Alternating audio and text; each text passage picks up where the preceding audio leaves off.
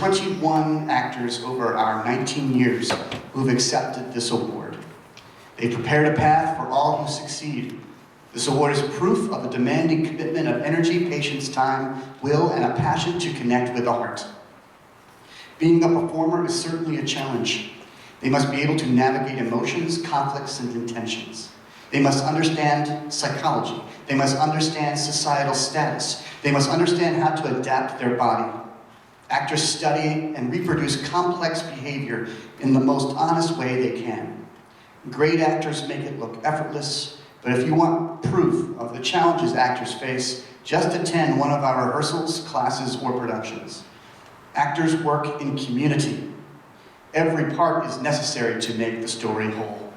Since I fell in love with theater when I was 10, I knew it had to be part of my life. Telling a story honestly and passionately is at the center of my life. I have come to believe that training in the arts is primary to a young person's education. I'm so very grateful to all of our students, parents, and donors for this exciting journey we've been on since 1998. Tonight, we honor one special actor who has demonstrated the MacGuffin ethos. In her 10 years with MacGuffin, she's performed in 17 productions. She's won 4 Shakespeare Awards. She's taken tons of classes and summer camps. She's been a proud member of the Singing Bohemians for 4 years. She's played a wide variety of characters from her first production at 8 years old in High School Musical 2 to her most recent performance as Celia in As You Like It. Here's a list of all the productions she's been in. High School Musical 2, War of the Words, Annie, The Cruel Sister, Guys and Dolls, You're a Good Man, Charlie Brown, The Sound of Music, Legally Blonde, Dodger, Chicago, The Tale of Ebenezer Scrooge, where she won Best Cameo, Pippin, Romeo and Juliet, Best Supporting Actor in a Play, A Chorus Line, The Music Man, The World Goes Round, As You Like It. Before I bring her up here again, I've assembled a montage of some of her best work. Please enjoy. Thank you so much, John. It's amazing to be standing here after almost 13 years. Outside of my family, few things have been as consistently present in my life as MacGuffin. Recently, I've had the experience of writing copious amounts of college application essays.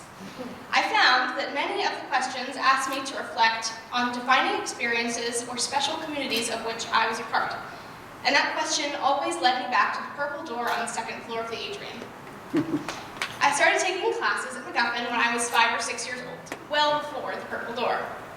With Saturday trips to the classrooms at Friend Select, I started acting classes because my sister was doing it. I admit I didn't love it at first. I was a really shy kid, painfully shy. I couldn't even talk loud enough to be heard. So you can imagine that the whole taking risks thing wasn't my idea of fun. But Liz made it feel safe. I had a place to dance and twirl around the room and declare my roses and thorns. And gradually, I started to feel like doing something crazy and risking embarrassment wouldn't be the worst thing in the world. It could be a lot of fun. I started musical theater summer camp in 2008 with High School Musical 2. I learned about being part of an ensemble. I got to use what I learned from my classes. I learned about collaborating and about character. I made up this whole story about how I was a cheerleader during the school year, and I was friends with Sharkay and Ryan, so I hated Gabriella and Troy. 10 years later, I remembered that character. I went on to do MacGuffin summer camp for 9 consecutive years, and learned invaluable lessons from John, Liz, Joy, and all the other teachers that have worked at summer camp over the years. MacGuffin became my thing outside of school. I discovered my love for music, and musical theater became my favorite, even when I wasn't sure I could do it.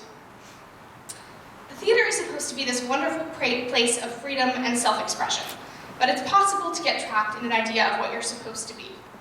Growing up at MacGuffin, I got to sing for musicals like You're a Good Man, Charlie Brown, and Wicked.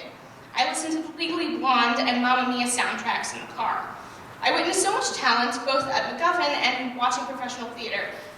And these things all led me to believe that being able to communicate through musical theater was reliant on one skill: belting.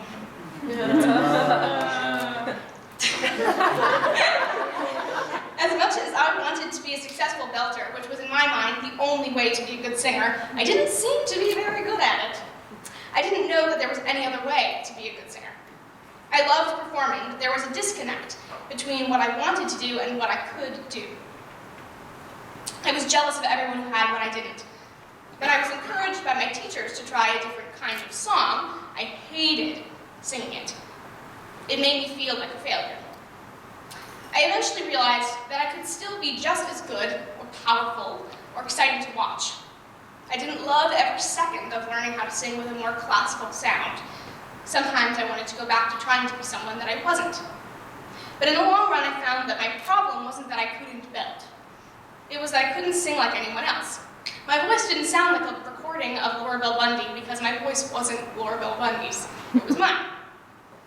If there's one thing I wish someone had told me earlier, it's that there are so many people worth admiring, but there is no one, or no group of artists or people worth basing yourself off of. And even though I thought my peers would think I sounded silly, it turns out, your peers will appreciate your skill if you can appreciate your skill.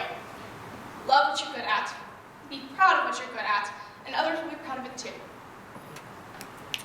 I've learned a lot in my time at MacGuffin. I've learned about telling stories. The beauty of theater is that everyone has a story to tell, and that gives you insight into who they are. As actors, we learn to sympathize with even the most unlikely characters. This is something that has really changed how I live my life. I've learned that you can't lead, and you can't be a lead until you are a leader. Perhaps the most important thing I've learned at MacGuffin is that your peers are not your competition, they are your best gift. Theater offers a kind of collaboration that is irreplaceable. Finding harmonies, moving together, making people laugh or cry, there's no better way to share and create human emotion.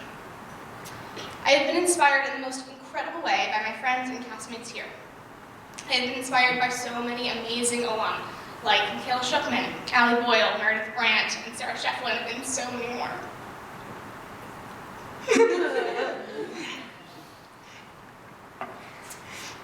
I've had the privilege of being in the same Bohemians for free. I need it. It's okay. I've been part of the Singing Bohemians for 4 years with the amazingly talented Keith Brown, Jess Boyle, Alex Giganti, El Mari. Got it. Kayla Warren, and of course, all the current members. I love you guys. And best of all,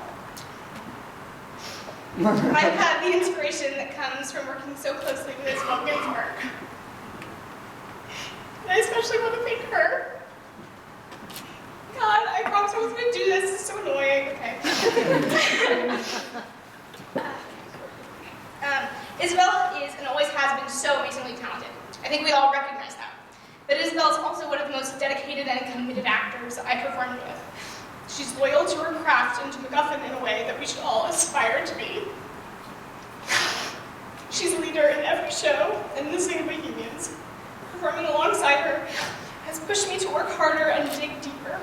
The chance to perform with and be friends with people like Isabel is the reason that MacGuffin is a special place. Borrow your friends' tricks. Absorb their energy and cherish their friendship. Thank you, Isabel, and all of the amazing actors I've gotten to work with here. You are MacGuffin. Beyond my peers, I'm incredibly grateful to all the people who make MacGuffin what it is. Parents who contribute so much and who come to all of our shows. The board, the amazing Joy Orleman and the Ditness and Judah Karetu and all the other amazing people I have not had the pleasure to work with. And of course, Liz and John. Thank you, Liz, for being the perfect combination of nurturing and tough. I have learned more from you than I can ever tell you about the importance of supporting one another and growing as a cast and company. Thank you for seeing things in me that others didn't. Tybalt isn't a role that many directors would think to give me, but it has been one of the most formative experiences in my acting career thus far. You have repeatedly helped me to realize potential in myself that I didn't know was there. Thank you for all the lessons and support. John, I'm endlessly grateful to you for teaching me about dedication and discipline, for always pushing me to work a little harder, make it a little better, be a leader. Every time I take a step back when I'm working on a piece, I realize that almost everything I know about acting has come from John Ray. I am grateful that John Ray has made MacGuffin the place that it is, a place where every actor, from the youngest to the oldest, knows that we have the ability to be outstanding, and put on a show that is as good as any you'll see.